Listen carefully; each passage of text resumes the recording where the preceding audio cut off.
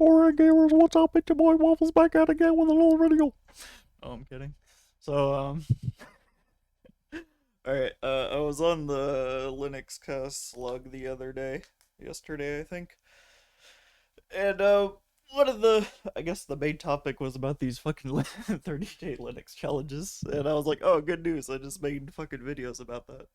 But it got me thinking, though, there was one thing that I didn't mention, which is, so a lot of these YouTuber kind of people, right? They'll be like fucking Tech Syndicate, like a professional musician, or they'll be Craft Computing, who's like a professional YouTuber, and he's got like all this exotic fucking hardware. Same thing with Linus Tech Tips. He's got like the craziest fucking shit I've ever seen. Uh, and what ends up happening is these people are like, oh yeah, I've got to use Linux, but if I'm going all in on Linux, I'm going all in on Linux, you know? And nobody does that, right? Like, I mean, even I had a Windows drive for the longest time. I still have a separate computer that has Windows on it, but it's my mom's computer because I bought it for her. So I don't really give a shit what's on that one as long as it plays videos. That's really all it has to do, and like web browse. So I could install Linux on it. I'm too lazy right now, and I'm like, fuck it, just keep it how it is. I don't want to have to mess with this thing. But what ends up happening though is they go like all in on Linux, right? And they're like, okay, I need to migrate all of the shit I'm doing for work where I use a ton of super proprietary software, whether it be like the Adobe Suite or whatever the fuck Tech Syndicate uses. And because of that, I personally what I have to do when thinking of buying hardware, because I've got a shit ton of peripherals. There's like wires coming out of every orifice in my computer, and uh, what I have to do when I'm buying hardware is I have to think, is this going to work well on Linux? If I buy a water cooler, can I control it through Linux? I don't have a water cooler. I've got to like knock to a DH15, and the reason why is I don't want to have to fuck with it. you know, my case has like no RGB because I just don't want to mess with that shit. I've got um, I've got like a USB DAC that's plug and play, so it works on everything except OpenBSD for some reason. So what ends up happening though is they're like, okay, I need to open my Adobe files under Linux, and I'm like, why? You have a work computer, you own multiple computers. Can you afford $50 to go buy yourself a ThinkPad or something, Because there's plenty of cheap laptops out there. I regularly sell cheap laptops for like rock bottom prices. But like what happens is they're like, okay, I need to migrate my entire professional life over to Linux, and it's like, no, I've got a MacBook. I don't really use my MacBook, but if I wanted to do Apple stuff, I'll do it on my fucking MacBook.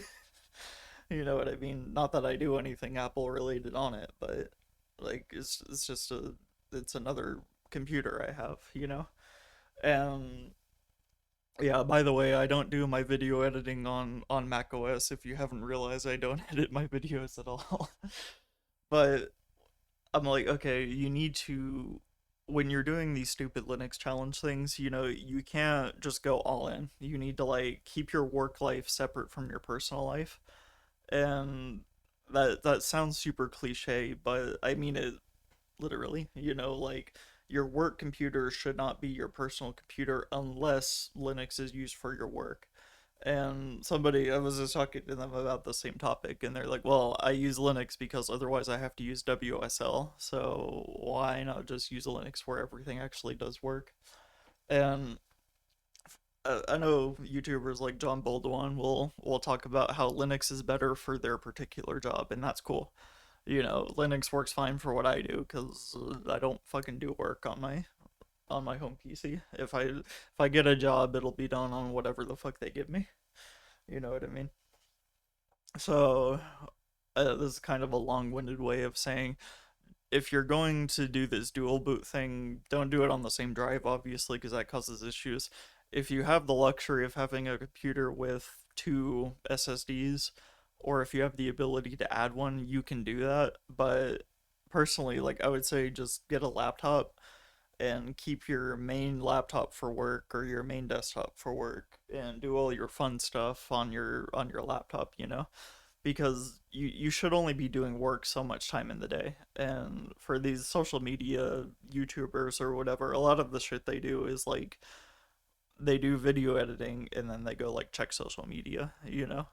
And so that's important, you know, like where a lot of the stuff that you do outside of your video editing or outside of your graphic design can be done on Linux. It's just as soon as you get into this professional stuff where you need a specific piece of software in order to do it, just keep that on your work computer. You know, just don't try to switch your fucking workflow immediately and then blame Linux for not supporting exactly what you do, because what ends up happening with these challenges is you have the most esoteric use case where and it invalidates all your points, because a lot of the issues you're running into are I'm a professional content creator and I need specifically this proprietary software, and that's just not a normal use case. So I think in the future, if anybody would actually give a shit and listen to me, is when you do these fucking Linux challenges, or if you think about switching to Linux, either do it on a separate drive, or because I have talked people into using Linux, and they've said, oh well, I just want to wipe my drive, and I'm like, that's a bad idea. But they do it anyways, and then they're like, oh, I have all these problems, why isn't things working like Windows? It's like, yeah, because it's fucking Linux, you know. Like, I warned you about this. And because it's not a drop-in replacement for Windows, and I don't think it ever will be, nor should it be.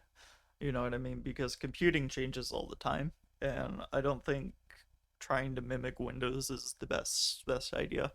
Desktops are a bit different because Windows desktop isn't actually all that unique. You know, it's kind of what everybody else was using since like the 80s.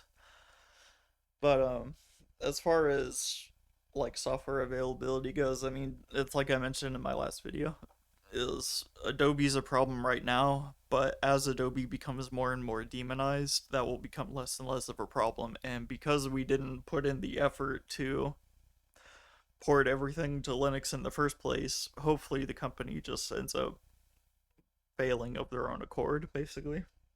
Not going out of business or whatever, but alternatives will crop up that are more compatible with our operating system of choice.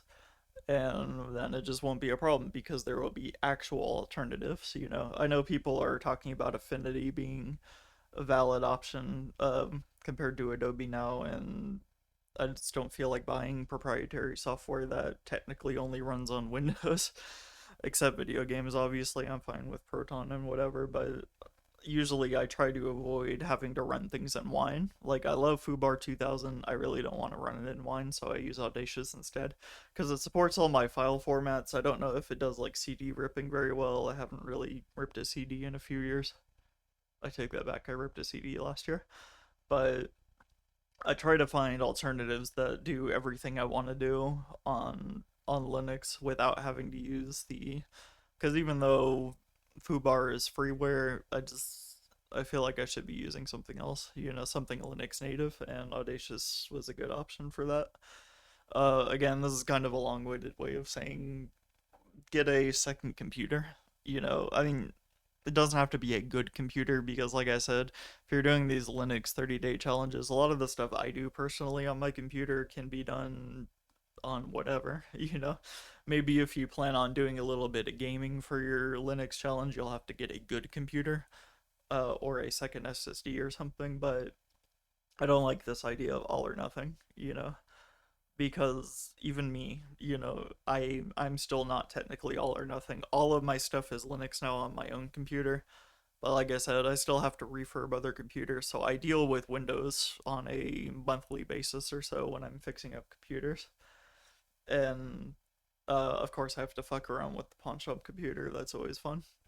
But of course, like my mom's computer, if she has a problem, I have to use Windows for that. My dad uses Macs now, so it's not a problem. And he's more technically minded, you know. But yeah, that's kind of my whole point. You know, it's just we've got all these people trying out Linux, but they're like trying to use it in the worst way possible, where they don't quite understand what Linux is supposed to do. You know, and I think it's wise for us to start warning people so that this isn't the public narrative that, hey, this is a drop in replacement for Windows. I think we should be pushing the narrative that, hey, if you're going to use this, know that some of your software isn't going to work, especially if you're one of these stupid content creators, you know? And that's really my whole point, and this kind of ties into a few videos I made where, like, start thinking about the hardware you're buying, make sure that your hardware is easily configurable with Linux, and make sure that your software is going to be, or that you're willing to make the sacrifice to use software that's Linux compatible, because that is a learning process. I've had to relearn a lot of the software I use, but luckily, because I wasn't all in, I was able to use Linux for some things, go back to Windows, and then say, oh, I can replace this and this program with a Linux equivalent. So instead of like having cracked Adobe Fireworks, I switched over to GIMP, and that worked a lot better for me. So, or instead of using cracked Microsoft Office, I would have LibreOffice or something, or Google Docs or whatever it is. And I started learning more about being more platform agnostic because of that, and it's been helpful. But again, this has taken like 10 years or so for me to get to this point, and obviously I started using Linux well before it was suitable as a daily driver for most people.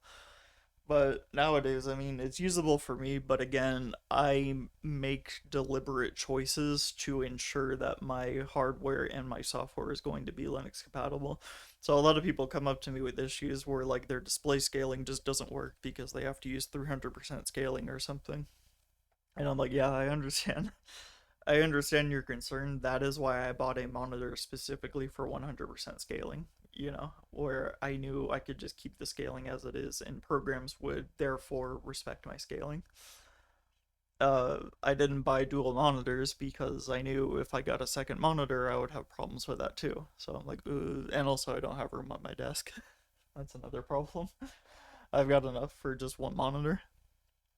And so I go through all this effort, and like my mouse, for instance, is a trackball that has no drivers, so it works fine on whatever operating system. My keyboard the same way, it doesn't have any drivers. I don't have any weird peripherals that need specific drivers. The only thing I do have is a printer, and I may get a new printer eventually, but I did just pick up like four things of toner for it for like $2 a pop, so, or I think $5 a pop, so I've got enough toner to last me a lifetime.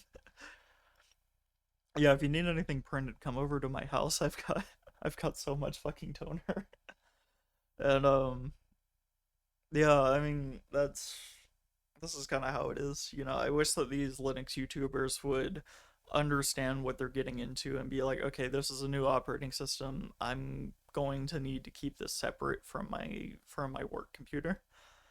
Because even a lot of Linux YouTubers, they've had to switch over to either Macs or Windows just to get their video editing working. And so it's like, yeah, we've got a purpose for this operating system. It may not serve every purpose, like maybe you could do with Windows, I guess, but it does work for my use case.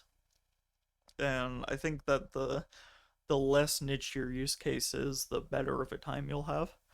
So, that's what I would advise, is if you're thinking about doing one of these fucking challenges or whatever, buy another computer or buy another SSD and boot into Windows for work as you need it and use Linux for other things. Or, God forbid, run Linux in a virtual machine over Windows so that way it doesn't interact with your Windows environment.